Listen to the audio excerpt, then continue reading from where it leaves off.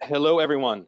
Thank you so much for joining us for today's webinar, talking about our kind of energy and climate goals and getting the latest results from the Energy Action Network's annual report tracking where Vermont stands in reducing its greenhouse gas emissions. We will be getting started with our panelists in just a couple of minutes. So thank you guys so much for joining us, and we'll look forward to getting started soon.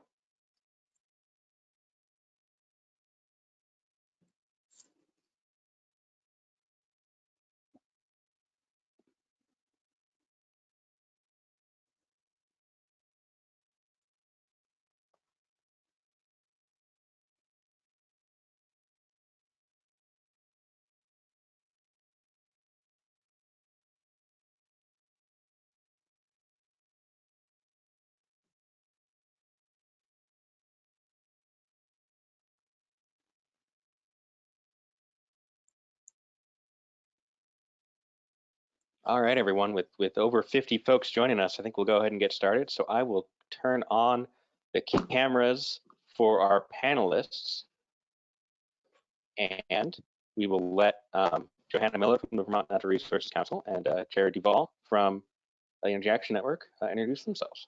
So, Joey? Good afternoon, everyone. Thank you so much for joining us virtually. Ian, thank you for your technical prowess. Ian Hitchcock, our organizer at the Vermont Natural Resources Council, joining us today. Ian's going to give you some logistical walkthroughs in just a moment, but I just wanted to start first by saying thanks for lending your time today at this noon hour to focus in on a really important foundation of work and analysis that our partners led by Jared Duval at the Energy Action Network have undertaken over the last year, which is their 2019 annual progress report related to where Vermont stands in terms of meeting its climate and energy goals. There it is, hard copy. So we are glad to be connecting virtually with you all. These are very uncertain and unsettling times, and I just wanted to start first with a deep gratitude for joining us and a big shout out for hoping that you and yours are as healthy and secure as possible. And I just feel really committed to staying as connected with you all as we work through and this challenge together, and ultimately come out on the other side a more connected, resilient, strong community. And I feel very grateful to be here in the state of Vermont, working with great people like I'm collaborating with on today's webinar, and really glad to be joined. We had well over 100 people register for this webinar. I think it really highlights the, just vital importance of this work. And, our goal in this webinar today is to share with you this foundation of information and think about how we use it in general, but also to inform where we go from here coming out of these very challenging times and building a more resilient, clean local energy economy, which is good for the planet and good for all people. So I'm going to turn it over to Ian really quickly to go through the logistics, and then over to Jared, who's going to provide the core of information that we're going to focus on in today's webinar, that foundation of information that EAN has worked so hard to put together. And I'm going to be very brief at the end with a legislative update, and then we're going to have some time for question and answer. So we'll be with you for 1 hour. And again, thank you so much for joining us today, and more so, thank you for all you do and will continue to do in this important work in these very challenging times. So love from Montpelier in my echoey dining room. But Ian, take it away. Awesome, thank you, Joey. I just wanted to go over a few brief housekeeping items. So this webinar will be recorded. So we'll make sure to send everyone who registered a copy of that recording as we go. With well over 100 folks registered and more coming on every minute, we expect a great deal of questions. It's possible we may not be able to get to all of them, but we will certainly answer as many questions as we can and follow up with those that we're not able to answer during the hour that we have together. In order to ask questions, folks can type or click type their questions into the questions bar on the GoToWebinar control panel, and we will forward them to our panelists from there. So with that logistics and housekeeping out of the way, Jared, I am happy to turn it over to you to go over the meat of our presentation and tell us what the Energy Action Network's annual report is looking like. Just a moment. Thanks, Ian. Thanks, Joey. It's really good to be with all of you, even if only virtually today. I hope that everybody listening is doing well during these challenging times, and I really look forward to engaging with you on some questions after I share some of the highlights of the latest report that we came out with nearly a month ago now. So let me just start by providing a brief introduction to the Energy Action Network. For those of you who may not already be familiar, we are a diverse network of member businesses, organizations, nonprofits, colleges, and universities, basically any entity in the state of Vermont that wants to help meet our comprehensive energy plan goal, often known by the headline of 90% renewable by 2050, lots of other goals within that as well, and to significantly reduce our emissions in Vermont in ways that lead to a more just, thriving, and sustainable future for Vermonters. And so that diverse network of 200 plus member organizations, including VECAN, and our public partners in state government, including many, so I'm just, can you see my screen now, Joey, or nod your head? Okay, good. So this is a brief, great, thanks, Ian. So this is a brief small selection of some of our member organizations, and then here are some of our public partners at the state and federal level. And to support that network, we have a small, what we call a backbone nonprofit organization that serves a few roles for the network. One is to serve as an objective neutral convener of a diversity of viewpoints. So while the network may agree on the long-term goals of meeting our energy and emissions commitments in ways that improve life for Vermonters, they may not all agree on how to get there. So we serve as a neutral convener. And more to the point in terms of this annual progress report is that we strive to make sure that we can ground and advance our statewide energy and climate conversations and the decisions that we make as a state in the best available data and evidence. So the main resource that we provide every year to help provide that foundation of common understanding, working in partnership with the Public Service Department, the Agency of Commerce, the Agency of Natural Resources, VTrans, federal partners, is this annual progress report, which compiles really a comprehensive overview of both where we stand on our energy and climate commitments, what it'll take to get there, and what are some of the implications from an economic and an equity perspective as well. This report is our most comprehensive yet. We have added this year economic impact analysis that was independently done by the Agency of Commerce and Community Development, looking at what EAN's modeled path to Paris, or a path of known and proven available technologies and best practices to reduce emissions in Vermont. What would that mean for our economy in terms of both the Vermont economy overall and what would it mean for Vermont consumers? So that was really exciting to have that new analysis conducted by the Agency of Commerce and Community Development and to include that in the report this year. We also, for the first time that we've seen published anywhere, have a regional comparison state by state of the emissions levels of every New England state plus New York and Quebec through 2016, which is the most recent year that we have emissions data for all states in the region. We've also expanded our energy analysis in terms of our total energy use, but also providing different lenses to look through. Some folks want to know, what does our electricity use look like pre-rec accounting versus post-rec accounting? How much is in-state versus out-of-state? And all of that information is in the report for your reference now. Before I go further in kind of some of the substance of the report, I want to just pause to say that it is an incredible team effort, both from all of our public partners and data providers from not only the state agencies and departments, but also Efficiency Vermont and some of the distribution utilities as well. It's really a massive team effort, and also for the EAN staff, Carolyn Wesley, our network manager, managed the production of the report from start to finish. Pamela Hathaway, our energy research analyst, did a lot of the energy analysis, along with our senior fellow and board president, Lee Seddon. So many folks involved, and want to thank them. For those of you who, I'm going to share some of the images from the report, some of the highlights, but for those who want to read the full thing, I would encourage you to go to EAN, as in Energy Action Network, EANVT.org. You can download the report there. There are individual graphics for you to download. We want them to be freely used. So, if you're working on a report for your energy committee or for a regional planning commission or some public outreach effort, please utilize those images. You can download them as PNG files. And if you'd like to request physical copies of the report, some of you are like me, old-fashioned, and prefer the tactile experience of going through and marking up and highlighting and writing notes in the margin.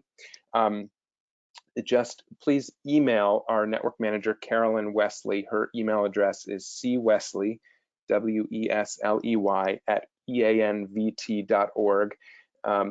Maybe I'll type that, or ask Ian to type that in the chat if anybody wants to request physical copies, and we'll get those mailed out with appropriate caution around handling. So with that, I'll just note that most of the data analysis and collection for this report happened between roughly November 2019 through February of this year, and it was published nearly a month ago. So it does not reflect the massive changes that we are seeing in the country, in the world, in the state right now due to the coronavirus.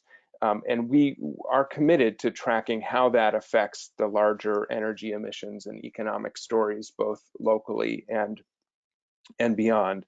But in the meantime, this report, we feel, is the most up-to-date, best available compilation of information to ground and inform our energy conversations for the time being. And we're still confident many things that will not change, regardless of what's happening from a public health perspective, which of course in the short term is the most important thing. But we know these things will not change. We know that energy choices still need to be made. We know that the climate crisis is not going away, even if we see a temporary drop in emissions. And we know that massive public investment is already happening and is likely to continue. And that when we make those choices of how we invest public dollars, they can either lock in a polluting, dangerous, fossil-fueled economy and infrastructure for years to come, or we can build it better and speed the transition to a green economy and make sure that we proactively solve multiple challenges at once rather than reactively kind of bounce around from crisis to crisis. So with some of that, I want to dive into the highlights of the economic analysis, because I think it is incredibly timely and relevant given the challenges that we are starting to that are becoming very real for Vermont right now in terms of rising unemployment across our economy. And that is that so this slide right here shows our path to Paris, what it would take given proven and available technologies. This is one example. This is not a prescription that you have to do it exactly this way, but this is a model of the scale and pace of transition, especially in our transportation and thermal sectors, how we heat our homes and buildings, how we get around, of what would be necessary to meet our commitment to the Paris Climate Agreement. And it was this analysis, the three measures that you see here of our transportation sector and the four measures you see here in the thermal sector that the Agency of Commerce and Community Development analyzed. They said, if we met these goals, what would it mean for the Vermont economy in terms of the changes in dollar flows in and out of state, and what would it mean for Vermont consumers. So the most important thing, and again, this will not change due to what's happening with the coronavirus, is that Vermont imports 100% of the fossil fuel that we use. And on average, over the last 10 years, that has amounted to about $2 billion a year that Vermonters spend on fossil fuel. And this changes depending on the wholesale and the retail prices of different fuels, and it's different if you're looking at gasoline versus diesel, or fuel oil versus propane or natural gas. But if you add all of our fossil fuel spending together, on average, about 75 cents of every dollar, when we spend $2 billion a year, that's $1.5 billion drains right out of the state economy, going to places far, far away. Oftentimes, whereas every efficient and renewable alternative, whether it's investing in efficiency through home weatherization, the Agency of Commerce estimates that 60 cents of every dollar stays and recirculates in state, creating jobs for our neighbors and strengthening our local economy. 62 cents of every dollar is the estimate for electricity. That varies utility service territory by territory, but on average, 62 cents of every dollar that we spend on electricity stays and recirculates in state, and 80 cents of every dollar that we spend on wood. So when we can change our energy spending away from sending dollars out of state to reinvesting in our own state, our own neighbors, we've understood this for a while around buy local. In terms of our downtowns and village centers, we've understood it in terms of our food and farm economy, but for some reason, we haven't yet gotten there in terms of our understanding statewide about the importance of doing the same with our energy dollars, especially now that there are so many alternatives to fossil fueled heating and transportation that are not only less expensive, more price stable, they also can reinvest and strengthen and make more resilient our local economy at a time when we're really looking for that with rising unemployment. So the other piece of this is not just kind of the dollar flows in and out of state, it's also the volatility and the cost of the fuels themselves. So if you look in the top left, we see from back starting in 2005 through 2020, the costs of gasoline and diesel, which have historically been higher and much more volatile than the equivalent cost of charging your vehicle with electricity. I will note that the Agency of Commerce and Community Development's analysis, when they ran it, they thought they were being very conservative in modeling gasoline at $2.50 a gallon. I just looked at the statewide average for March was $2.44. I think the statewide average today is about $2.26. It's lower in other areas. I will just say that, you know, this is modeling over 15 years. So even if we are having a temporary drop in gasoline prices, you know, modeling $2.50 a gallon for the next 50 years, I think is still likely conservative given the price history of a lot of these fuels. And then in the lower right there, you see the equivalent prices for different ways to heat your home or building, with propane and fuel oil being historically the most expensive and certainly the most price volatile, with the lower cost and stable options being around efficient electric heating, like with cold climate heat pumps, and with sustainable advanced wood heating, like pellet stoves and automated wood heat systems. And so when the Agency of Commerce added all of these up, it amounted to, and again, there are assumptions behind this. There are that, you know, we will dig into further, and the Agency of Commerce will share going forward. But what they found big picture was that if we did this, we could decrease the flow of dollars out of state by over $1 billion, increase in-state investment, that's primarily because of a ramping up of weatherization for homes and buildings, and save consumers on net almost $800 million from this path. So at a time when we are looking at, as folks' budgets are being stretched, as the economy is facing challenges, what are ways that we can decrease energy costs, decrease energy burden for Vermonters and invest in our own economy rather than shipping our dollars out of state and grow well-paying jobs that can't be outsourced here in Vermont, this energy transition is a major opportunity as we look to that future. Of course, the savings by household vary, but one example that the Agency of Commerce looked at was if you switched, instead of buying a new fossil fueled vehicle, if you purchased or leased a new electric vehicle instead, displaced 75% of your fossil fuel heating with a multi-head heat pump system and replaced an electric water heater with a cold climate or a heat pump water heater, the savings could be significant, up to $10,000 over 15 years. Now, what each household or each business owner will do is of course going to be different, and the savings will vary depending on those actions that are taken, but that's just one example. The overall story, though, is that the greatest opportunities for rapid, cost-effective emissions reduction are primarily in the thermal and transportation sectors. We have made incredible progress, and we need to make, and we can continue making more progress in terms of decreasing the emissions intensity of our electricity sector. But for the most part, that's where Vermont has seen the most success in terms of moving our electricity sources in a much more renewable and low carbon direction.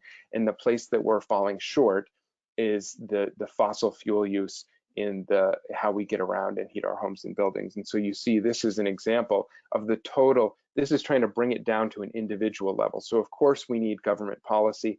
Of course we need the right to send the right market signals and incentives. But if you're just looking at yourself individually, what are some of the choices and actions that you can take? What would the potential lifetime CO2 avoided be? And what might some of the potential savings be? Again, those are on average. It's going to be a range. That is a graph that we created with data. The CO2 avoided is from the Public Service Department, and the net annual savings or cost is from the Agency of Commerce. We've updated this graphic that many of you may be familiar with, which shows where most of our energy use, where most of our emissions, and where most of our energy spending happens. Over 70% of our emissions and over 80% of our energy costs come from the thermal and transportation sectors. We have updated the emissions analysis, and we've done a regional comparison for the first time in this report. And what we found was there were three headlines from this. The first is that Vermont is the only state in the region, unfortunately, that has yet to reduce its emissions below our 1990 levels. We have made the least progress towards our Paris climate commitment of any state in the region. And we also have the highest per capita emissions. You see that orange bar of 15.6 tons of carbon dioxide equivalent per person. That is higher than all of our neighbors, including other rural states like Maine and New Hampshire.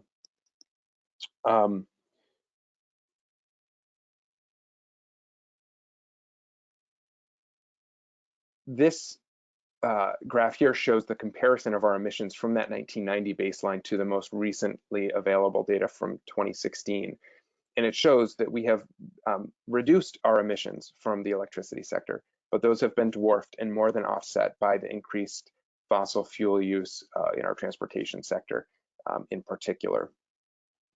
One of the things that has become very clear is that to reduce emissions, either economy-wide or from a specific sector, it often comes, when you look at Vermont history or you look at other states in this country or provinces and countries around the world, that it often comes from declining costs of a technology and policy that sends a market signal with setting certain requirements and so this is a graph showing the declining cost of solar and the increased adoption of it because of, in large part, Vermont's policy framework, including things like group net metering and the Regional Greenhouse Gas Initiative, and more recently, the Renewable energy standard. Where we don't have as much policy and regulatory tools and levers is in that we're currently deploying are in the transportation and thermal sectors. So folks will say, well, Vermont is such a green state. How do you have the highest per capita emissions and have made the least progress towards the Paris Climate Agreement of any state in the region? And one of the main factors behind this is that the vehicle miles traveled in Vermont are higher than per capita than every other state in the region. And these have been going up every year since 2014. Another factor is that we're not getting the full benefit of increasing fuel efficiency standards because the new vehicle purchases and leases that Vermonters are making have been for bigger and bigger vehicles. For instance, in 2012, 55% of new vehicle purchases were light trucks or SUVs, and as of 2018, it was 80% of new vehicles were SUVs or light trucks. So more vehicle miles traveled in bigger vehicles, so we're not getting the full fuel efficiency advantage, even though we are seeing slight increases in fuel efficiency each year. This is an updated graphic that shows where our emissions come from by sector. This is from the Agency of Natural Resources Greenhouse Gas Emissions Inventory. I will note that the full inventory only goes through 2016, but there was preliminary data for some sectors that we already have, including the electricity sector. And so in 2016, about 8% of our emissions came from electricity generation. We already know that as of the end of 2018, the emissions from the electricity generation sector are going to be down to 2% of Vermont's total. As a result of the renewable energy standard, Vermont's emissions from electricity have gone down over 80% in 3 years because of changing purchases by our utilities that have largely been mandated by that renewable energy standard. So you will see this graph, and as we go forward, the electricity emissions bar is going to continue going down, and we are likely to continue seeing the transportation and thermal sector emissions bars going up until and unless we deploy policy and regulatory measures and incentives for Vermonters to achieve the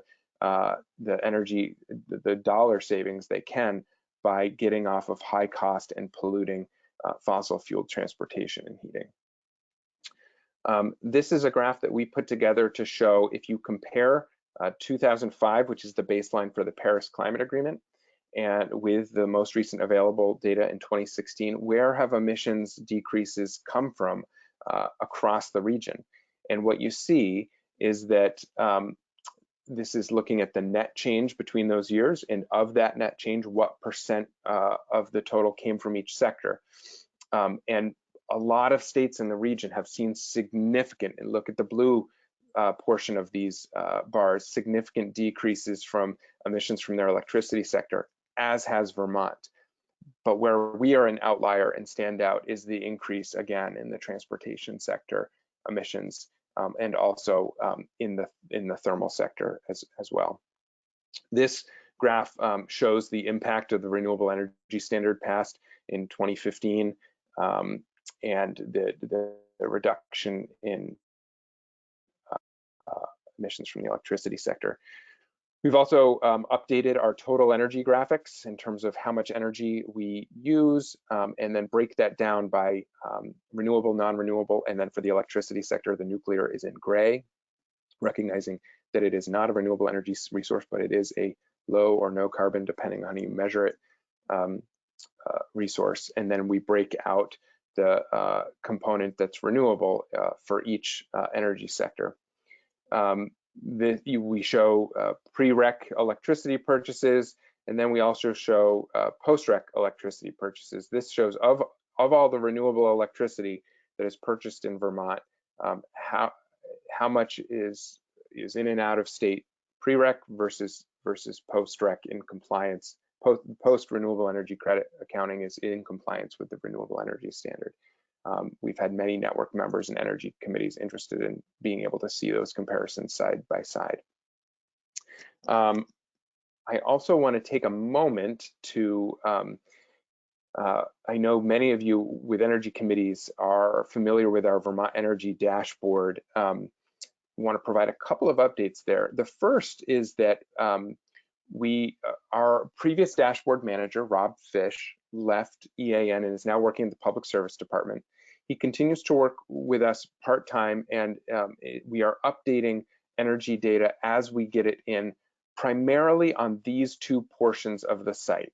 So if you go to vtenergydashboard.org, and then you go to the Energy Atlas or Track My Progress, these are the most relevant resources for towns at this moment. It's the energy site maps, which show all installed renewable electricity generation in the state, as well as other things like community scale advanced wood heating systems.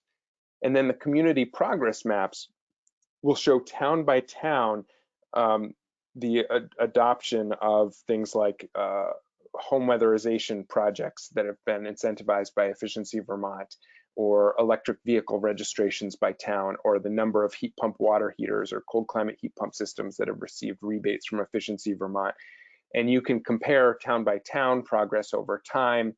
And those are the resources that we are keeping most up to date and that are most relevant for you. There are some other portions of the site that we are working to update. For instance, we will likely be moving away from that progress graph that started in 2014 and went through 2050 for each town, because the model that was used for that is no longer available, and the data is no longer reliable. So we'll be taking down that section of the site. So don't use those town by town renewable energy progress graphs that started in 2014 and go through 2050. But what you do want to look for, and what is we are still keeping up to date and is most relevant for you, is first the statewide information that's available in this annual progress report we're going through right now.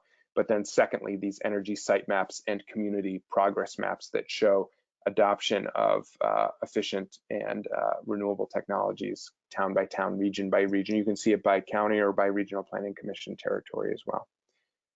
I'm just realizing that I want to save a lot of time for Joey to give a policy update from the legislature and then field some questions. So I'm going to run through these last slides fairly efficiently. This is just showing kind of, if you were to break down our per capita responsibility, on average, where do most Vermonters' climate pollution come from? Again, it's how we get around and how we heat our homes. And I just say that, you know, there are some folks who say that it feels like a big lift for Vermont to meet our Paris climate commitment. But when you look at the per capita numbers and what we have to do individually, guided and supported by state policy and incentives, it's really just getting down to the per capita emissions level of New Hampshire. So we should be able to do that. We also share in the report a number of policy case studies from across the world, especially highlighting provinces and countries that have made more progress in the areas that we've had the most difficulty, which is reducing emissions and costs from the thermal and transportation sector. So this is a graph showing new vehicle registrations in Norway, and through a combination of incentives and a really comprehensive, robust public policy effort, how they have managed to, they've basically set a date certain. They've said after 2025, every vehicle in Norway has to be a zero emissions vehicle, effectively banning fossil fuel vehicles from being sold there within 5 years. And in the meantime, they are accounting for the social and environmental cost of the pollution that's created when Norwegians buy a fossil fuel vehicle by putting a fee on it. And then they're using that revenue to invest in incentives for electric vehicles. And what that is creating is a wholesale shift among their country of people preferring electric vehicles because they cost less, both now up front and as they have for a while now, also to maintain and quote unquote fuel over their lifetime. And they're driving fossil fuel vehicle sales to to be a thing of the past. We also profile Upper Austria, and there are also profiles of the Regional Greenhouse Gas Initiative and overviews of the Transportation and Climate Initiative and the Global Warming Solutions Acts that have been passed in our neighboring states, just to help provide that kind of reference about where some of the policy conversations are, even though EAN is not kind of picking or promoting any policy. We don't lobby on behalf of particular bills. We do, however, want to point folks to information about what is happening elsewhere, and to make the point that this graphic you're looking at now makes, which is if we want to reduce emissions, reduce fossil fuel use, reduce energy costs for Vermonters, we have to deploy more of our regulatory and policy toolkit to the transportation and thermal sectors, where, again, the vast bulk of our emissions and pollution and energy cost reside.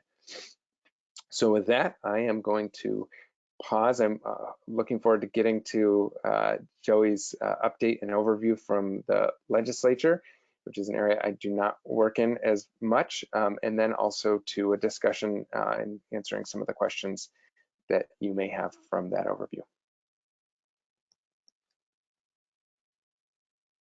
Thank you, Jared. I appreciate the overview. I'm going to share my slides and my video. And thank you so much again, Jared, for that overview. Yeah, I'm going to transition us to the policy conversation. I want to make sure you can see my slides. Okay.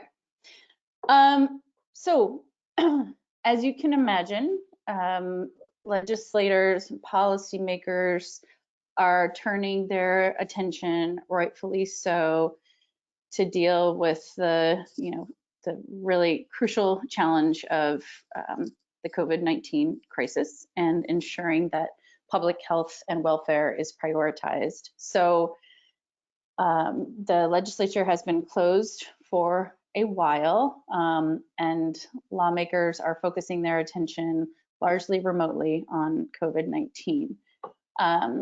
I'm going to talk through and remind everyone of the sort of 4 primary policy priorities that my organization put together in coalition with 30 very diverse partner organizations and rolled out earlier this session as a platform of priorities that we had wanted to see advanced. That coalition includes very important partners representing low-income Vermonters, partners including Capstone Community Action, as well as many affordable housing groups, public health partners from the Vermont Medical Society to the Vermont Climate and Health Alliance, to business partners and youth leaders, and many others who recognize the urgent need to focus on mitigating the impacts of our warming world, reducing pollution, and creating and implementing adaptation and resilient strategies that will hold us, strong and healthy in a warmer world. And I'm going to give you a quick update of those 4 policy priorities and talk about the lay of the land as currently. Let me just make sure. Okay. Starting first with H688, the Vermont Global Warming Solutions Act. I think we've been talking to many of you about this for a while. You're probably well aware. This bill essentially turns Vermont's longstanding climate pollution reduction goals into requirements. What it also does is align state government efforts around those priorities and requirements, creates a strategic planning process for thinking about how we reduce pollution while helping communities and Vermonters adapt to a warmer world and become more resilient. And it holds the state accountable for ensuring that progress. So it creates both short and long-term pollution reduction requirements. The first one being the 26% reduction by 2025 target in the Paris Climate Accord, and then another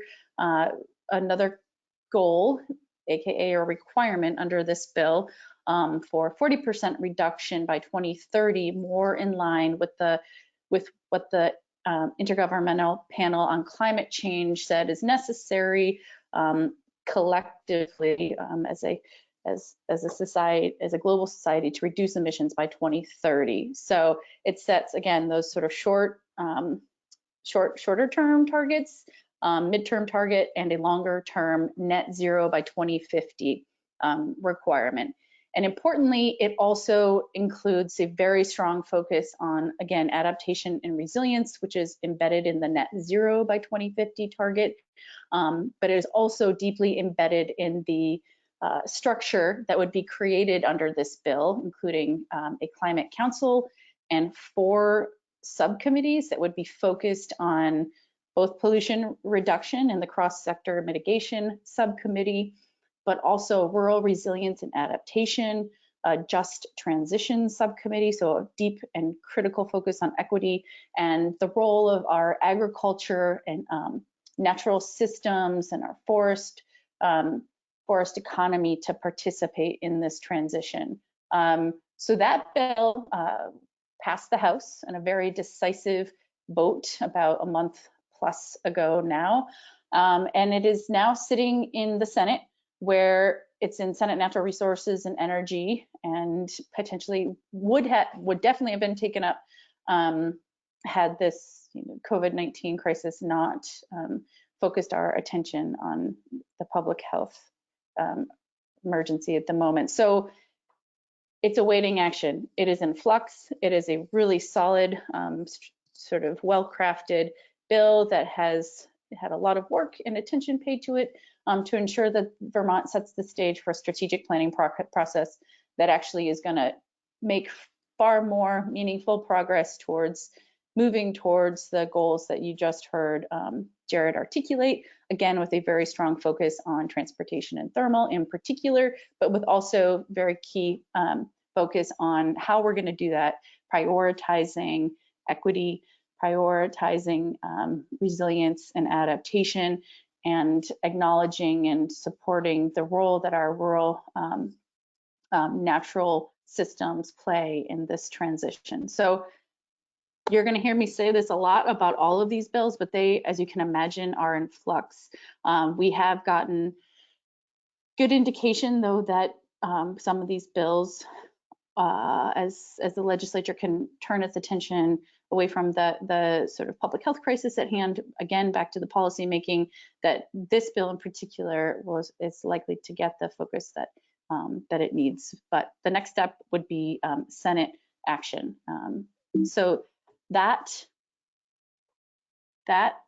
is what's happening with that bill. And then 2 other really important bills, S337, the Energy Efficiency Utility Modernization Bill, as well as S267, a bill that would require 100% renewable portfolios from our utilities by 2030. Both of those bills are also in the Senate. They were poised to get action right before the legislature broke about a couple of weeks ago, but they have not made it through the final foray in the Senate, as they will need to before they move to the full House for action. So these bills are both in Senate Natural Resources and Energy. Again, they're poised for potential action and attention when the policymakers can refocus their attention, and very important bills enabling our efficiency utilities that have helped all Vermonters reduce their energy consumption and help all ratepayers save money. S337, the Efficiency Utility Modernization Bill, would enable our energy efficiency utilities to focus more in the thermal and transportation sector, which is obviously important, as we just heard from Jared. And again, S267, 100% renewable energy by 2030 bill, had a lot of support, although there is a component of that bill, the sort of tier 2, the requirement for far more in-state renewable generation, is a more controversial element of that bill, and it's unclear if the doubling of that requirement will withstand any ensuing action this session. So these two bills also in flux, they will require action in the Senate and then in the House. Also, the Transportation and Climate Initiative, which, as you are likely well aware, is a Northeastern and Mid-Atlantic regional effort to enact a cap and invest program to cover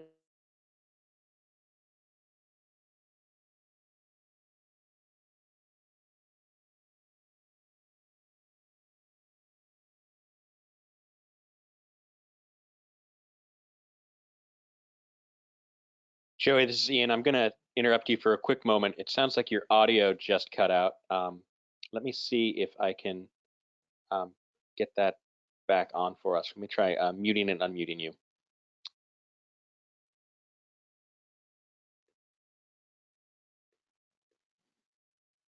So it looks like everyone, Jared, are you still with us? Yes. So it looks like I can. It looks like Joey's internet connection briefly went offline. Joey, let us know if and when you are back. In the meantime, while we wait for her to finish, Jared, have you been seeing the questions that I've been sending through the chat? Yeah, and I've seen some of the other ones that were posted, and there's some good ones. So maybe while we wait for Joey to get back, and hopefully she'll be able to join us soon, we can field a couple of those questions. Yeah, so the one from Steve Meyer, I hope I pronounced your last name correctly, Steve, about the different goals for percent emissions reduction by certain years. We have, the analysis here focuses primarily on that 2025 Paris commitment because it's the soonest in time. What we've found in the past is that when we start looking out to 2030, 2040, 2050 commitments, it doesn't kind of focus the attention as much as what do we have to do in the next 5 years. So, you know, what is in kind of Vermont's administrative commitments, you know, this comprehensive energy plan has a commitment to a 40% reduction below 1990 levels by 2030. And, you know, they're all moving towards, you know, a significant anywhere from a 90 to 95% reduction below 1990 levels by 2050. I do think that it's a fair point that as the IPCC updates, you know, the policy ideally needs to be guided by science, and some of those numbers may need to shift over time.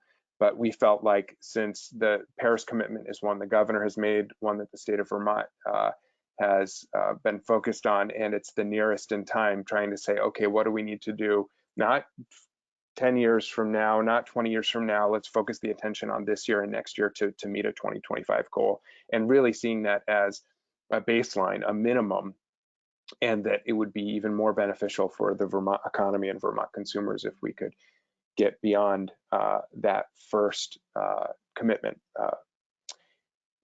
The other one, you know, I saw a question from David Lutz about the emissions numbers globally, and I do think that it is important to distinguish between different ways of achieving emissions reduction, some of which, in my personal opinion, are not desirable at all, and are not kind of a durable long-term solution. So to my mind, seeing emissions reduction from a kind of wholesale kind of pausing or holding up of the economy, and when I say the economy, I'm really talking about what that means for people's lives and livelihoods. Like, I don't think it is something to be that we want to be pointing to as either a durable or a desirable emissions reduction strategy that people aren't driving to work.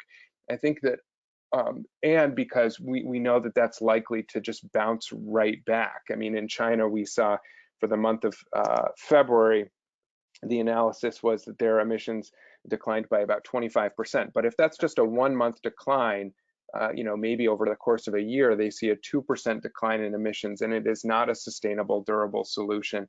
I think what we want to see is not emissions declining because of economies declining. We want to see economies strengthened and emissions declining because we're switching off of fossil fuels for how we power our economies. which gets back to the points that we were looking at in terms of switching to renewable and low carbon electricity, switching to more efficient and renewable energy use across the board. So I do think that that's an important distinction.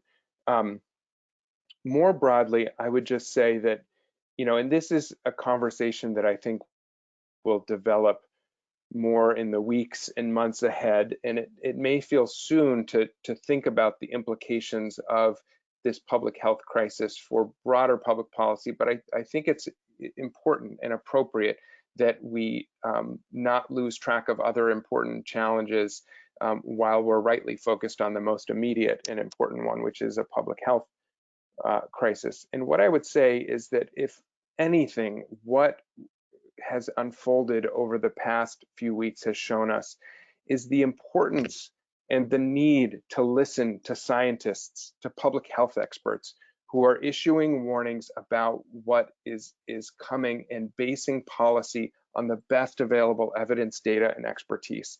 I was really struck by Anthony Fauci saying, "You are always behind where you think you are in an epidemic." And climate scientists have been saying that to us for decades. And I think one of the things that is hopefully going to be helpful to our civic dialogue, our public conversations, is that Americans and Vermonters and people across the world are now becoming more familiar with concepts like exponential growth, runaway growth, feedback loops, things that underlie a lot of climate science models. And we're learning that if you don't heed the warnings of scientists and public health experts, that your options become fewer and they become more costly the more you delay. And that if we can take actions proactively rather than reactively, we can avoid far more pain in terms of human lives and health, and in terms of cost to people's livelihoods. And so I think that the lesson that we are learning right now in terms of the importance of listening to scientists and experts and acting proactively versus reactively is not just a lesson we should learn from a public health perspective, but it also needs to apply to the climate challenge, which is similar in many of its fundamental dynamics. Thank you for that, Jared. I believe we've got Joey back with us now. All right, Joey, I think we can hear you. I think we can see your slides. So Hey, let's go everyone. ahead and continue. So sorry about that. Gosh, technological glitches. I think I was talking about the Transportation and Climate Initiative. I will be very brief. I'm happy to talk more about this, but this, like other policies, are a little bit in flux, although this is an executive branch-led regional initiative. What it sounds like now is that our Governor Phil Scott and his team are working with their cohorts in 12 other states and with Washington, D.C., and they're working to finalize a memorandum of understanding. They had anticipated one being finished this spring. Even before the COVID-19 epidemic hit, they were pushing that timeline back a little bit. Essentially what that means is that that's going to be a little further out. Work continues. There was an effort in the waning days of the before the session broke for legislative action. No legislative action, well, is likely required, though it could be potentially helpful. And Senator Tim Ash is a champion of this successful approach and was going to advance an amendment in the Senate to enable Vermont to participate and put some parameters around how we participated related to sort of equity and access and the kinds of programs that Vermont might support and enable to help all Vermonters become more efficient in how they get where they need to go. I'm just going to go forward quickly and say there's also the push for a Green New Deal, which came late, right before the beginning of the legislative session commencing. It didn't make our sort of set of priorities because of that timing, but it is an important concept and potentially increasingly so, and potentially a focus for next year. And that the bill that was on the table by Senator Polina would require top 5% of Vermont wage earners to for an income tax that would, on those making about over $500,000 a year for 5 years, raising an approximate $30 million to invest in energy efficiency, innovation, et cetera. It was referred to the Senate Natural Resources and Energy Committee. No action is likely to happen this year, but again, really important concept. And and in the midst of this, thinking about, as we all wrestle with the ramifications, both personally and professionally, of what's happening with COVID-19, I think the framework for a Green New Deal, knowing that the New Deal was born out of similar challenges of magnitude, it provides a real opportunity to think about how we invest in ourselves, invest in energy infrastructure and efficiency, renewable energy, and transportation innovations that grow jobs and put people to work in the clean energy sector, keeping more of those energy dollars in state. And a Green New Deal could be a potential really powerful framework for that. So we are continuing this work with partners to think about what that could look like under those auspices of Green New Deal, or in general. How do we set the stage to come out of these challenges more resilient and creating a more local, clean energy economy that does well by our people, importantly, and by the planet. So there's not a lot to say in terms of what's happening in the policy arena because everything is so in flux. But a few things I would just to say, I would say, please stay connected. Continue to tune in as you are doing here with us now. That being said, prioritize your health, the health of your friends and families. That's what legislators are doing. That's where they are appropriately focused at this moment. And that being said, we are hearing that there is a potential for policy priorities, at least some of the top level priorities, to move this session. And that means it's ever more important for us to stay connected with you because things are changing rapidly. And it could be go time in terms of making some of these priorities possible and moving them through the full legislative process to come to fruition and to ideally be signed into law by Governor Scott. So it could be go time. We're going to need you, a rapid response network, to ensure that when that time arrives, that we can ask for your help. Again, that being said, policymakers and the governor are rightly focused on other things at this moment. So we're doing our work quietly and continuing to communicate with good folks like you all to think about how we set the stage for a response when it is right. So we're going to continue to do our weekly climate dispatches to keep you as informed as possible about real-time happenings. We are thinking with our partners and welcome thinking with you all about what's the right policy and programmatic response in terms of how we set the stage for investing more in ourselves, building a more resilient, strong, interconnected climate economy here in Vermont with local energy, local food systems, things that put Vermonters to work and ensure that they can survive and thrive in a changing world. So we really welcome your ideas, and we really welcome staying in touch with you as efforts sort of gain a new focus, and as we again prioritize your health and the health of fellow Vermonters. I know we are running close on time. Joey and Jared, I wonder if, kind of given the technical glitches that slowed us down, would you both be willing to stay on a few minutes longer to get to more of these questions? I'm willing, if others, and people feel free to peel off if you need to. I know that folks have a lot going on, but there were several questions. I don't recall what you might have answered in my technical glitch timeout. Apologies again. One of the ones that, can you hear me, Joey? Yeah. Yep, we can hear you, Jared. One of the ones we answered was from Steve.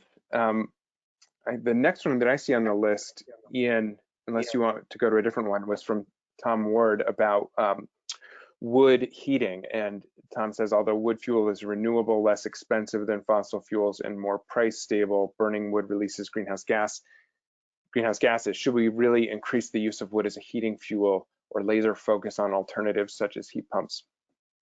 It's a great question, and I think that what we found over the years, especially recently, is that the wood energy, especially the wood heat conversation, is very nuanced and needs to be very carefully had, stating what different assumptions are. And the way that I think about it is that ideally we're getting as much of our heating needs met through first just tightening up our homes and buildings through efficiency, and as much as possible through efficient heating of space heating like cold climate heat pumps and water heating through heat pump water heaters.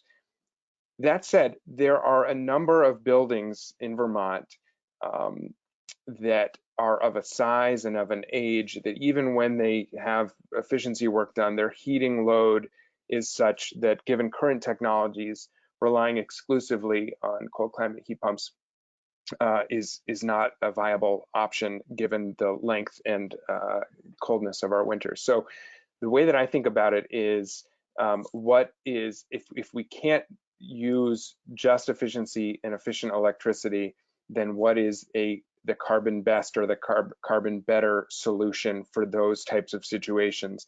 And we shared in the report a study that was done by Signal Labs out of Massachusetts, which is the only study that I'm aware of that looks at regionally sourced northern forest, kind of northeastern sourced wood pellets, and how does, from a life cycle emissions perspective, heating with northeast sourced wood pellets compare to propane, fuel oil, and natural gas.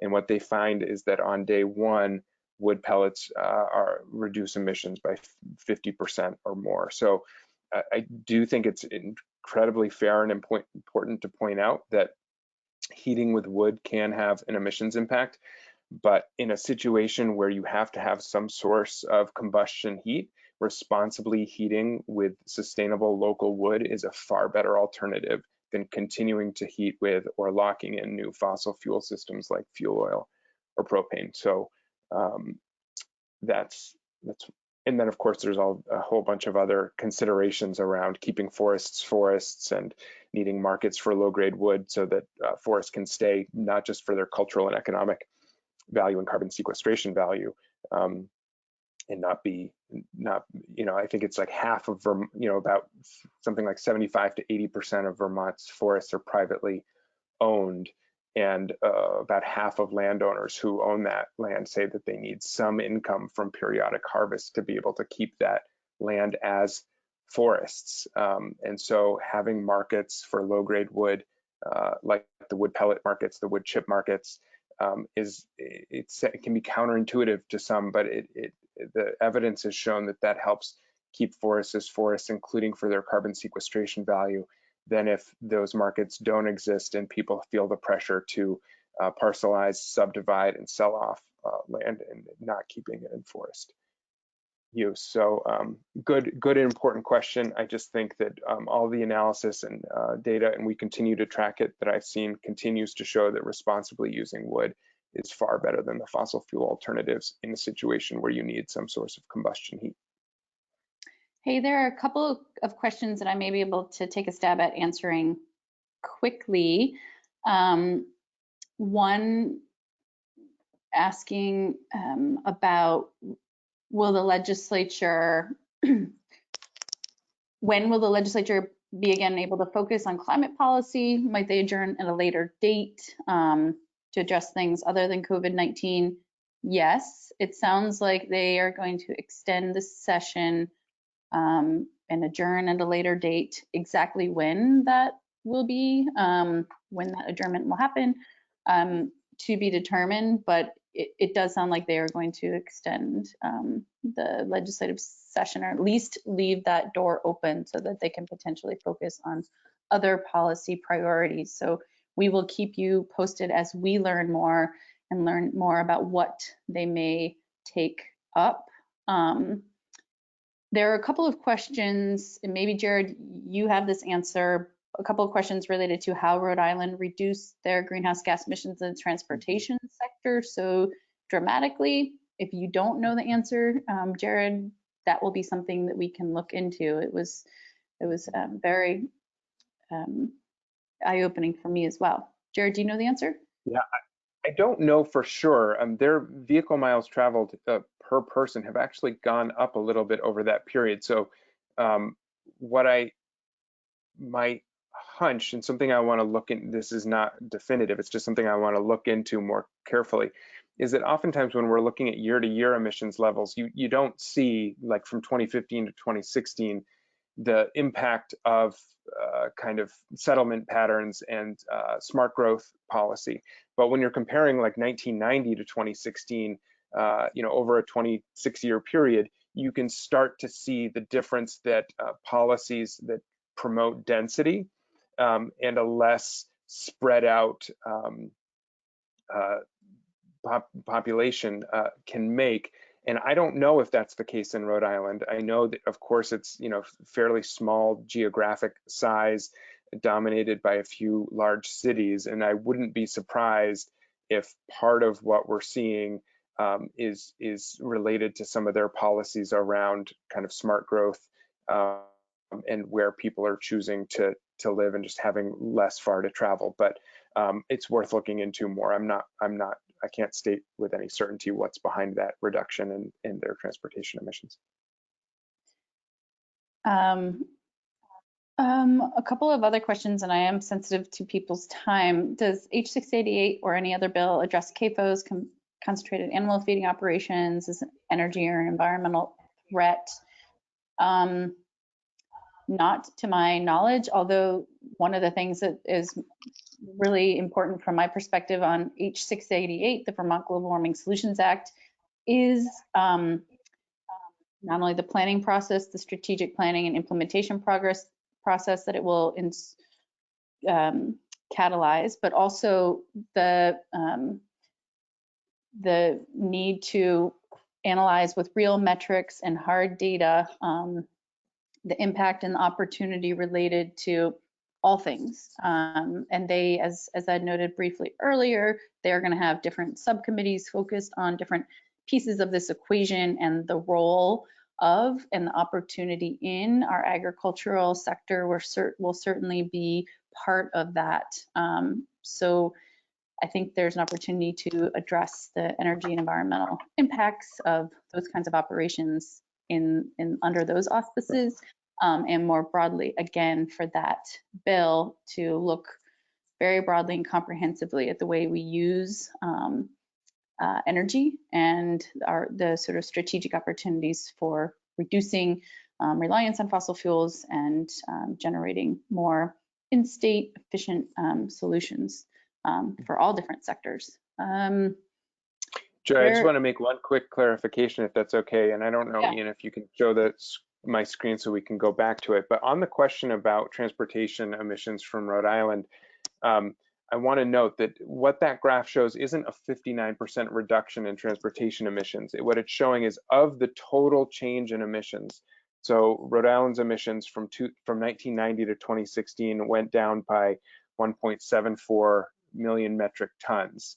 And the 59% is the share of that net change. So it's not that their transportation emissions went down 59%, it's that of that overall net reduction of 1.74, 59% of that came from a reduction in their transportation sector emissions. So it can be, it's a graph that needs to be looked at carefully because it's the percent share by sector of the net change in emissions, not of the total emissions.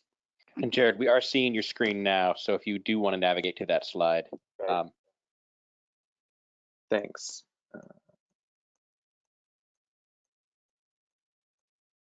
Oops, sorry. I thought I was at the beginning. I was at the end. Let me just get there. Another question came in about measuring emissions from wood and from natural gas. I think that it's such an important question about how we measure emissions.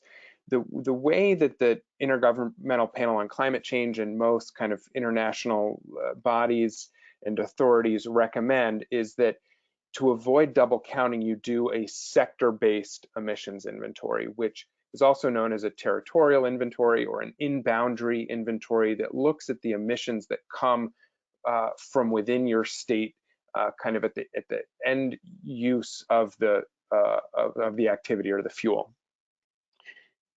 That said, we know that our purchasing decisions and the fuels we use oftentimes have an emissions profile to them that occurs before they reach our state borders. And so we're seeing a number of states, including Minnesota and Oregon, do what they call consumption-based inventories. So they can see not just the emissions that happen in their boundaries, but the emissions that their consumption is responsible for before those fuels get to their borders.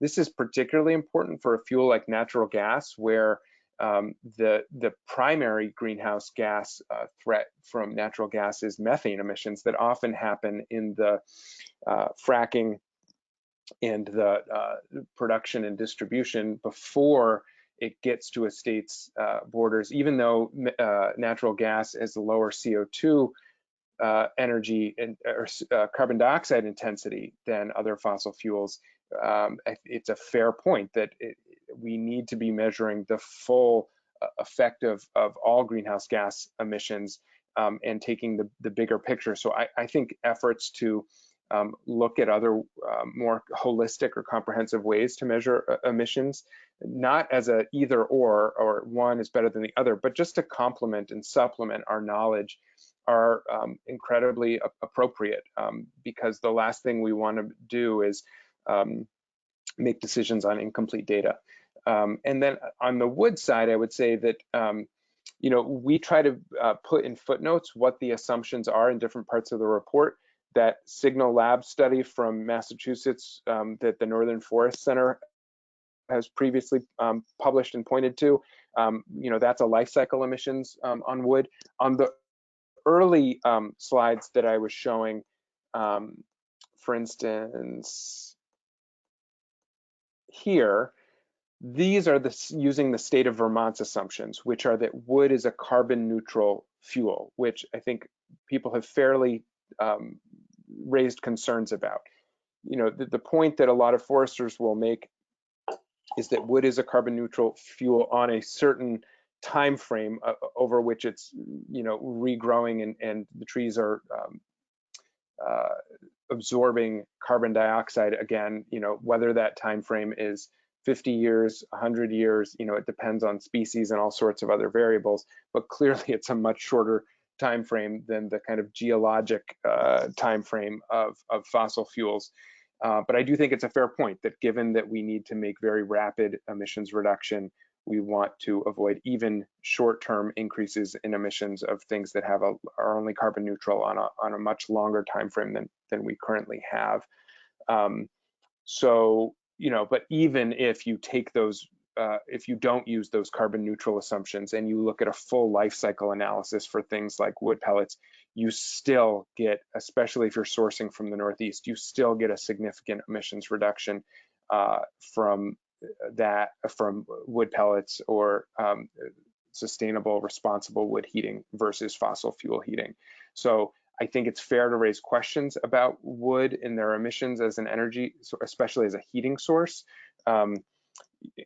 Wood as an electricity generation source is incredibly inefficient, about 20% efficient versus 80% efficient when we use wood for heating. So I just don't want to let fossil fuels off the hook, because often the choice that folks have isn't wood or nothing, or wood or efficient electricity, it's wood or fossil fuel. And most of the analysis we see is fossil fuel is far worse, both for the climate and for our local economy and other factors. So that's some thoughts on wood. I know there are some other questions. I'm very sensitive to people dropping off and people's time.